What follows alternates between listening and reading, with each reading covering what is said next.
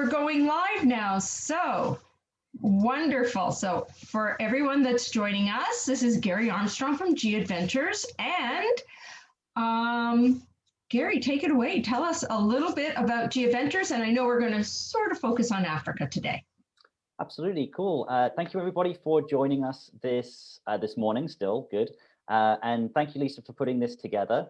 What I'm going to do is share my screen so that you guys can kind of come along with me on this journey. So first off, what I'll do is speak a little bit about G Adventures. So hi, yes, my name's Gary. I'm the G Adventures Global Purpose Specialist for Eastern Canada. So I work really closely with amazing agents like Lisa and our travel agency partners across Eastern Canada. And my role at G Adventures is to help our agent partners find more passion, purpose, and happiness in their roles. So I translate that to making Lisa's life a little bit easier and being able to do events like this to help introduce G Adventures to her clients and community across the country as well. So today I'll be speaking a little bit about COVID safety with G Adventures. Of course, we are in the middle of a global public health crisis, and so absolutely there are measures we are taking to ensure that as an organization we are mitigating the risk of transmission of COVID-19 on all of our trips, and I'll speak to what that looks like on the ground. I'll talk about the why behind G Adventures, the reason why, even during this difficult time, we are extremely excited and speak about the positive benefits of travel and tourism, both for us as individuals and also for the people in the places where we visit. Talk a bit about the how of G Adventures, so what it looks like to be on a trip, and then run through a few of the itineraries and the options for travelers looking to go to Africa in 2021 or 2022 and beyond. So let's dig into it. First off, travel with confidence. So there are a number of things that we are doing as an organization to ensure that when people are traveling with us around the world, that they are, we're working to mitigate the risk of spread of COVID-19. So this is, I can't underestimate the importance of making sure that we're abiding by and following these protocols and procedures. It's a holistic approach across, it's not just one thing, it is a little bit of everything on our trips, from the start until the end of your tour. So first off, before you travel, we highly recommend, even if the destination doesn't require it, that you get a PCR test. Make sure that you test negative for COVID-19 prior to travel. And then we also have a health questionnaire that we're asking our travelers to fill in before travel. When you arrive, your CEO will, your local guide will work with you to help welcome you to the destination, but also kind of speak about some of those health and safety protocols and what it looks like in that destination. And I can tell you, it looks exactly the same as it does here. All of these common sense public health measures that we are abiding by in our own lives in Canada will also be in place when you're traveling to a different destination. So physical distancing, where physical distancing is possible, wearing a mask where physical distancing is not possible, increased hand hygiene to make sure that we're doing everything we can to mitigate the risk of transmission. We run small groups at G, and so there are a few benefits to that. And then, of course, working with you to ensure that you're able to get a negative PCR test prior to traveling back to Canada or onward to your next destination. So yeah, we work with, we run small groups at G Adventures. So we're extremely fortunate in that we're able to kind of implement these processes and procedures without having to completely reinvent the way that we run our trips. A smaller group of people means inherently less risk. And then also with the CEO to help set expectations and ensure that we're following these protocols, it really does just become kind of in-group behavior where you just get used to following these processes all the time. And it is the new normal. The crux of all of our itineraries has always been our CEOs. They're always there to answer that question, is it safe to travel to this destination? And they're there to help welcome our travelers, to help you overcome that potential culture shock of being in a place. And now they've always had that discussion around safety and cultural diversity and the differences potentially in the place that you're at versus the place that you have come from. And now we're just layering on additional information around the health and safety protocols and processes in place, both on a national level, on a regional level, entering certain museums or cultural sites, and then also those that are being implemented by G Adventures as well. So ultimately, we work with small suppliers in destination. We're able to enhance those cleaning regimes. We're able to make sure that when we're getting you from A to B, we are following those health protocols. We use smaller hotels. There isn't an elevator to the 20th floor of a G Adventures hotel. We work with smaller local providers to ensure that you have that culturally immersive experience. But it also means that the lobbies are smaller. There are fewer people staying in that place, and you're walking around the hotel to get to your room versus having to have high traffic areas in these places. And we've never overprescribed the number of meals that are included on a trip. Our goal is always to allow you to go out and support those local businesses and restaurants. So breakfast is included on pretty much all G Adventures trips every day. And we're working with hotels and suppliers to make sure that we're able to provide, go bags so you can eat, in your room or eat prior to travel. And then also, the CEO being able to offer suggestions on the best places to either, we can call ahead and book a private room for people to eat, or, look at those alfresco dining options and different ways of keeping you well fed on a trip as well. So ultimately, that's scratching the surface of, our travel with confidence policies. Ultimately, everything we do on the ground is to ensure that we're able to operate safely. It's not just about protecting you, our travelers. Absolutely, it is about that. But it's also about protecting the people in the destination that you're visiting. We are extremely lucky in Canada that we have very robust healthcare systems in place.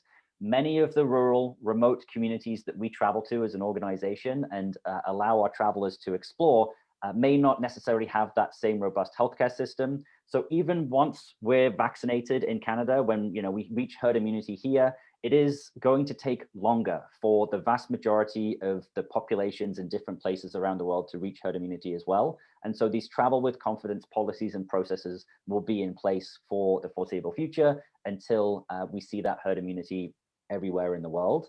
So that's kind of an introduction to the safety aspects of traveling, during this current time in 2021 and 2022, and hopefully no longer than that.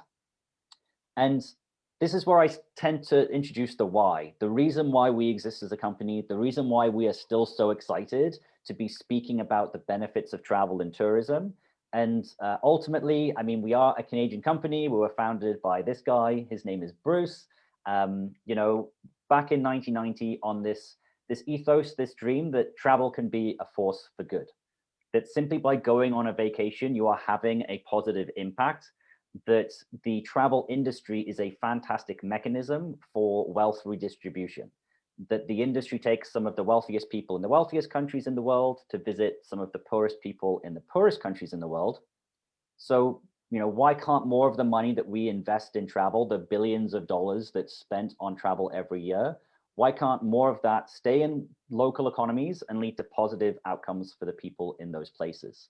This almost romantic idea that travel and travelers will save the world, that travel can be a form of philanthropy. It is a way to give back to those places, and simply by going, you're having a positive impact.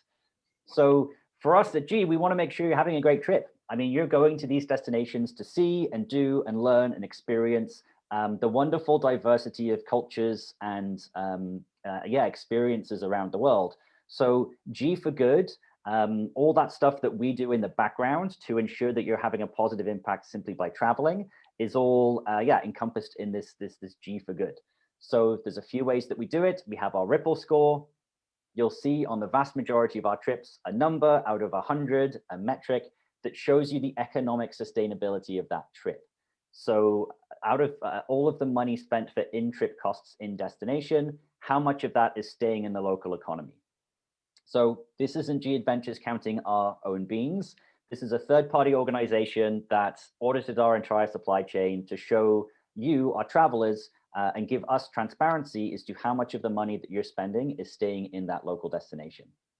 I'll talk about our responsible travel policies and Planetera, our nonprofit organization, which is kind of spearheading all of these different initiatives. So it started with animal welfare, and this is key for a lot of our operations in Africa. The assurance that by going on a G Adventures trip, you are, we're mitigating the potential for unintended negative consequences of interacting with wildlife. the idea that wildlife should have a wild life, that the best way to view wildlife is, in their natural habitat, and being able to observe natural behaviors.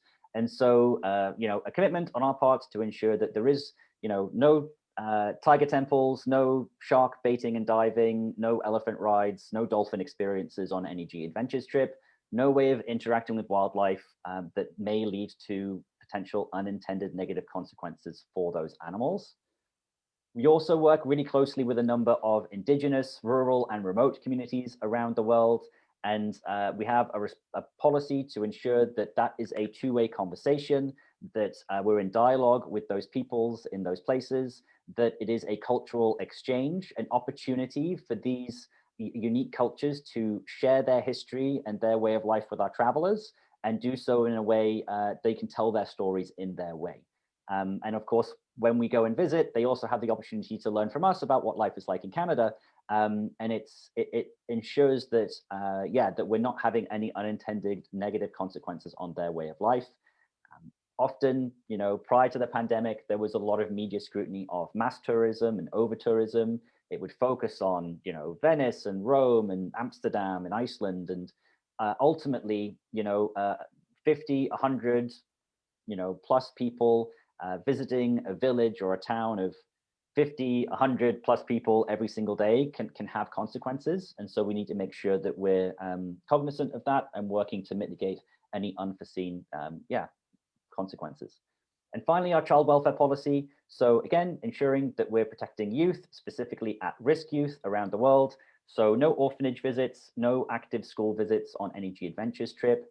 There are a lot of ways that we work with community organizations to support youth, empower youth, provide opportunities for education and jobs for youth, but ultimately ensuring that we're working to mitigate any of those unforeseen and potential negative consequences when we're interacting with kids around the world. So a lot of this is spearheaded by Planetera, the sister company to G Adventures. Planetera turns travel into impact all over the world. We have 100 plus projects and communities that we support globally. I highly recommend, if you want more information about what it looks like to ensure that more of the money spent on travel benefits local communities and people, planetera.org is the place for more information in regard to all of the work that we do in partnership with that nonprofit. So ultimately, I feel that it is because of these principles and this founding ideal. This is why G Adventures has become the world's largest provider of small group travel all over the world. It is because of this versus despite of this. The idea, having a profit-driven company and a non-profit partner, that doing the right thing and doing the profitable thing are somehow mutually exclusive is not correct. You can have a for-profit company working with a non-profit partner, engaged in dialogue with communities all over the world to ensure that everybody benefits from travel, and that can be a model for sustainable growth as well. So it's a little bit on health and safety around the world to make sure that that absolutely we are always looking at safety as a top priority for our travelers, for the people in the destination. A little bit on the why, the reason why travel can have such an important impact, not just on us as individuals to go and see and learn and experience, but also a positive impact economically, socially, environmentally, and help with conservation all over the world as well. So I haven't spoken at all about what it looks like to actually be on a G Adventures trip. I've talked a bit about small groups, but what is adventure travel and what do I mean by small groups? So when you're on a G Adventures trip, you're traveling usually with a maximum of 16 other travelers. So it'll be yourself, potentially as a solo traveler, or as a couple other couples, a couple other solo travelers, maybe a family traveling as well. And so you get to know each other very quickly. You're from all over the world, and you're traveling through that destination with your local guide, with your CEO. And so you're not waiting for 20 minutes for everybody to get off the bus. You're not filling up that historic site or that restaurant by being there. And it's just a very intimate way of seeing a destination. And it means we can build in more freedom and flexibility because you're a small group. Absolutely, there is lots of free time on our trips. It's a balance between guided activities and that chance to go and explore on your own. And you have your local guide able to help facilitate that freedom to go and explore as well. And so we have a really broad appeal. It's not just kids and backpackers who travel with G Adventures. I didn't warn you about the pie charts. There isn't too much math in this presentation, but about a third of our travelers are 18 to 30 something, millennials and younger. And then about 2/3 of our travelers are not that. So 2/3 of our travelers are in their 40s, 50s, 60s plus. Potentially you've sat on that beach, you've eaten all you can eat, you've drunk all you can drink, and you would like to try and see the world in a little bit of a different way and have those culturally immersive experiences, engaging with the people in the communities, in the places that you're traveling to. And, that's what adventure travel can be. It's something different for everybody.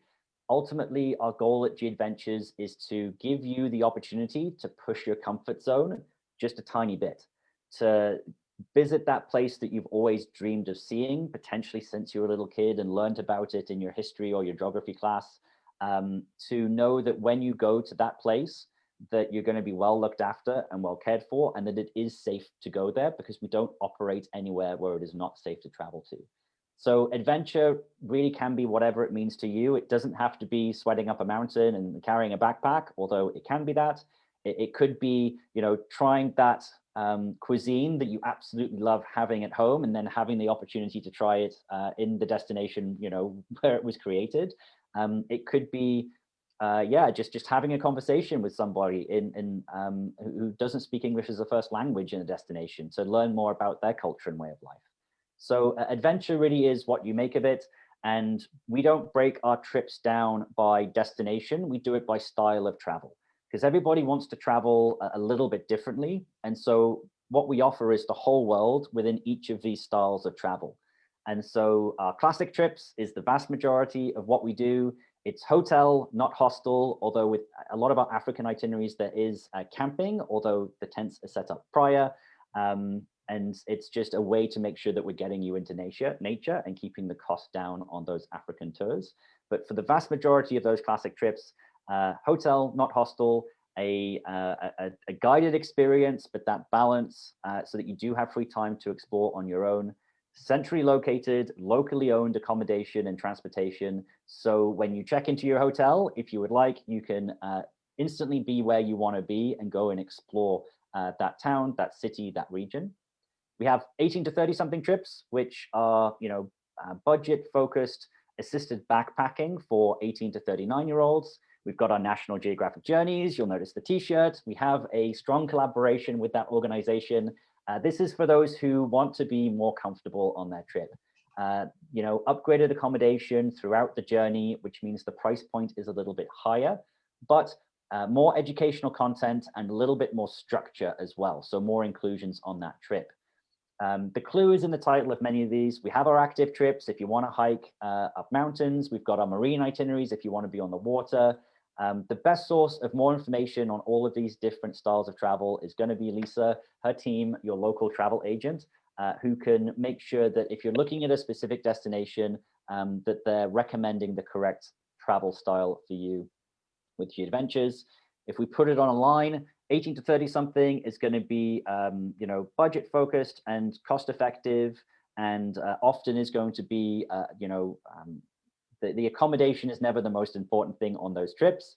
Our classic tours, the vast majority of what we do, and then a little bit more comfort and more educational content provided by our collaborators at National Geographic with those Nat Geo Journey and Nat Geo Journey family itineraries. So it is a big wide world. We operate almost everywhere across it, including trips in Canada. But today what we're going to focus on is some of our itineraries in Africa. So to try and touch on all of our itineraries over an entire continent is a big ask and a difficult task. But I'm really excited to give you the opportunity to travel with me to Africa right now, because all of us have been in our homes for a really long time. And even if it's just dreaming about that future trip, or knocking down the four walls that we're in right now and exploring these destinations, I think it's always a great opportunity to learn more about different places and different opportunities to see these places in different ways as well. So it's a big place. So I'm going to start in the northwest, and we'll talk a little bit about Morocco. So Morocco is a beautiful destination, a very different landscape to what we're used to here in Canada, famous for the deserts, the souks, the markets, and the hustle and bustle of the different cities as well. And so, yeah, camel rides in the desert, the bright sun, but also a unique culture, an amazing cuisine, and the opportunity to see a place that is just so vastly different from what we have here in Canada. There are a lot of different styles of travel that we have when you're looking to go to Morocco. We have our 18 to 30 something trips there, the left-hand side of this, this slide. We've got our National Geographic Journeys itineraries for those looking for a little bit more comfort. We have 7-day itineraries, 9-day itineraries. We have longer duration tours if you do have the opportunity to spend more time in the region. We've got family trips. I love speaking to Morocco for those traveling with younger kids, 8 and up, on our Nat Geo Journeys itineraries. Again, an opportunity to, you're never too young to learn more about the diversity of the planet, and in doing so, learn about, you know, our standard of life and the lifestyle here compared to those in other parts of the world. We have active trips, but I'll focus on a classic itinerary for the next few minutes. So our Morocco, Casbahs and Deserts Plus itinerary, it's an 8-day trip, and we cram a lot into 8 days. You can see from the map there, you know, on G Adventures trips, we tend to move through the destination. So as Canadians, we're lucky. We're used to having relatively long travel times, sometimes between places. And also I think it's really easy for us to understand the idea that the best way to see a destination is to move around it. If you think about somebody, you know, landing in Toronto and saying, yes, I visited Canada, it was wonderful, I saw all of Toronto. You're like, well, you know, Canada is a big place. So, I mean, there's the difference between the Maritimes, between the mountains and the prairies, and the coast in BC. So the world is a big and diverse place. And for us, it's extremely spread out. You know, in many places, we are able to cover a lot of different climatic zones, a lot of different areas and places, and do so over a relatively short period. But the goal is to give everybody that chance to have a really good understanding of different parts of the destination. So starting in Casablanca, visiting the Hassan Mosque, one of the largest mosques in Africa and in the world, to learn about, you know, the architecture of the place, you know, how people pray in different places, different religions, and speak to your local guide and learn more about the lives of the people in the region. To then take that long journey towards Fez, to break it up with a visit to one of the largest and most well-preserved Roman ruins in the world, to visit Volubilis, to learn about the extent of the Roman Empire back in the 3rd century, and to discover more about this region, while also meeting the people who live there now, to have a delicious lunch cooked with love by the women of the Menkes Love lunch community, to try traditional Moroccan food cooked by the people in the place, and through doing so help to support the work that organization does to provide employment opportunities for women and at-risk women, to provide educational opportunities, as the funds that go towards paying for these meals help to support the nonprofit organization in this region. To travel to Fez, to see the markets, to explore the tanneries, to you know, wander the streets and just soak up a very different and beautiful part of the world. You know, to then take another you know, long drive through the desert, over the Atlas Mountains, to break that up with you know, different rest breaks and stops and walks as you travel through. To really enjoy and explore a larger part of the destination, the country, and in doing so, arrive in the dunes on the northern tip of the Sahara, to take that camel ride, to learn about the nomadic peoples who've lived there for centuries, and to visit some of the most stunningly beautiful sites in that region. You know, the You may recognize this image and this place from Hollywood. Gladiator was filmed here, The Mummy was filmed here, Game of Thrones was partially filmed here. And so again, being able to take that drive to get off the beaten path, and so to uncover and explore some really beautiful and wonderful places within the destination. For us, it's so worth it to give people that opportunity to get off the beaten path, get deeper into the country and see more of what it has to offer before arriving in Marrakech, to explore the Medinas, to again, wonder at the architecture of this place and enjoy the last day of your trip, again, in a more populated place to see what it's like, what life is like for the people of the cities in the region. So I have to kind of condense all of the continent of Africa into a little bit of space, an amount of time. So I focused on Morocco. We do have itineraries, a lot of itineraries in Egypt, again, exploring not just the ancient history of that region, but also learning more about the lives of the people who live there today and the modern history being made right now. And they have the brand new museum in Cairo for all of the Egyptian artifacts. You can see from these maps that the region is a great place to spend more time. We have a lot of combination trips where you can not only see Egypt, but then we'll include the flight and you can explore Jordan. Again, I mean, currently right now, with fewer travelers visiting, to go to the pyramids of Egypt, to visit Petra and walk through those ancient sites and learn more about those places with fewer people visiting those locations, I think creates a really unique opportunity to travel in the next couple of years. And then, of course, if you want to continue your journey, to spend time in Israel, to learn about the unique set of circumstances in that destination, to learn about the current conflict and the history, and get a deeper understanding of the nature of for life for people in that place as well. So just North Africa, I would love to speak to for an hour or more, but it's time to travel to the other end of the continent and learn more about some of the wildlife viewing opportunities that are a massive draw for people looking to travel to this part of the world. And so we have our National Geographic Journeys Explore Southern Africa itinerary, a chance to explore Cape Town, to learn about the history of that place and start your wildlife viewing. Travel up to Joburg to then get you into the natural parks in the region before heading up to Victoria Falls and marveling at the wonder of this, one of the natural wonders of the world as well.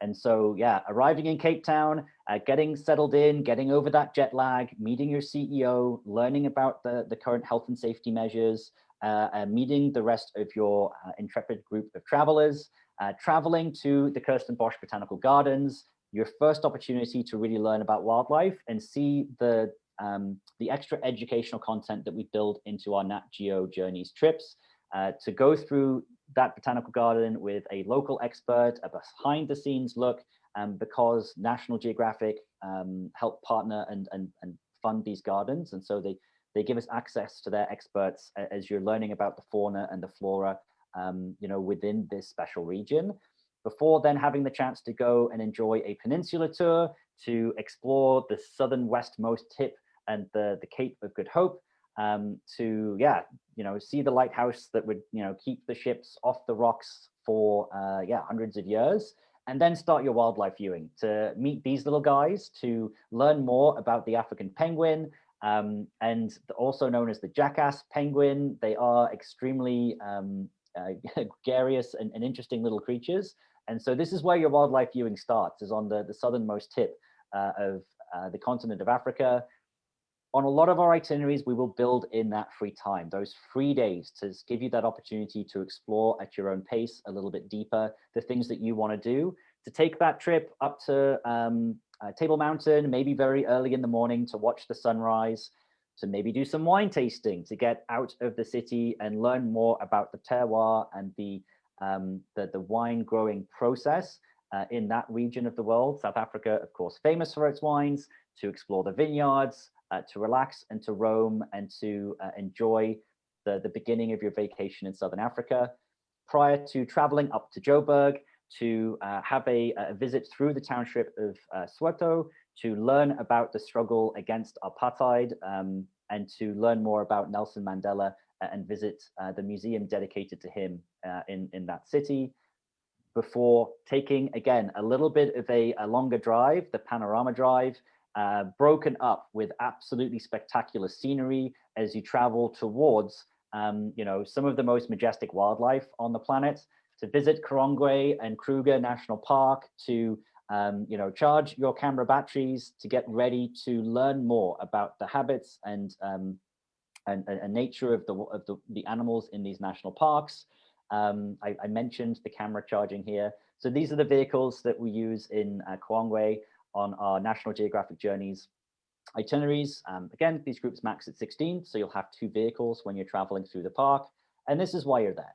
Not just to see the wildlife, to learn about the wildlife, to learn about their habits, to see them in their natural environment, experiencing and exhibiting natural behaviors, to learn about conservation, to learn also about the way that, so I learned from one of our CEOs that when you're in this region, often you'll learn about the life cycle, you'll see the babies, you'll learn about the nature of their lives. And then as a summing up, our local guide will often tell you what they taste like as well, because anything that's running around can also end up on your plate if you so desire, in a lot of cases, as long as it's not endangered wildlife.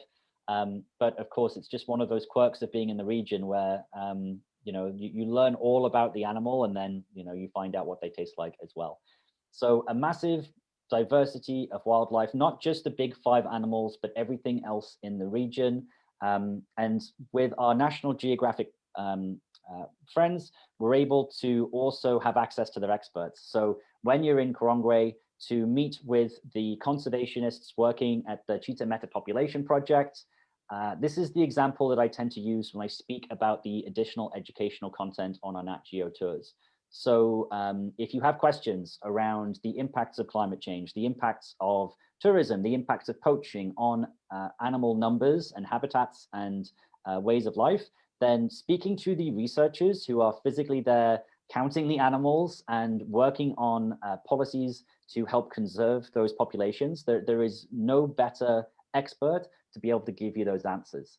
And so, the researchers will travel with you in your safari vehicles as you go and learn more about the big cats and other large mammals in the national park. And while doing so, with National Geographic, everything's just a little bit more comfortable. And so lunches are included when you're traveling through the national parks on our Nat Geo trips. I speak to upgraded accommodation on our Nat Geo tours, and I've never met a National Geographic Journeys hotel I didn't like. These are our tented lodges. So, it is not a tent in the jungle. So for our Nat Geo trips, the tented lodges really are hotel rooms with canvas walls. On our classic itineraries, you will be in, more of what you would traditionally think of as a tent, what pops into mind.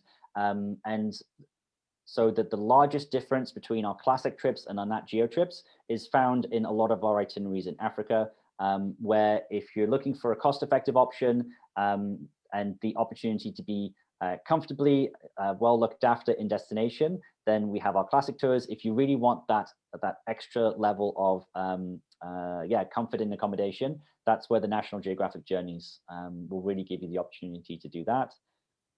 To finish the journey, traveling up to Victoria Falls to marvel at one of the natural wonders of the world, to again have that culturally immersive experience, to travel to a local market, to learn about the foodstuffs there, to bring that back and cook with a family just outside of Vic Falls and help to support their way of life and their farm, simply by going and trying these traditional and delicious foods, again, cooked with love by the people in the region. And then the chance, of course, to explore Victoria Falls in all of its majesty, to learn about the geological processes that created it. And then an evening on the water as well, the chance to build in a river safari to find some of those more elusive animals in the evening, elephants and as well as hippos as well. So that's a brief introduction to traveling with G Adventures through Southern Africa. It's really just the tip of the iceberg in terms of the different wildlife-focused safaris that we have on the continent. So also individual trips in safaris in Kenya and Tanzania. Sorry, Lisa, did you have a question there? Or Is Kenya operating presently? Not currently, no. So we've had some operations in Tanzania at the end of last year, and we will be beginning to run trips in Tanzania again to hike Mount Kilimanjaro in the coming months. But yes, slowly but surely. I mean, right now, Morocco, Egypt, we have trips running, and we will continue to do so over the summer into the fall. For Kenya and Tanzania soon, Kenya potentially a little bit. It'll take a little bit longer. And also with our National Geographic journeys, we predict that we'll be able to operate more of these in 2022 than 21.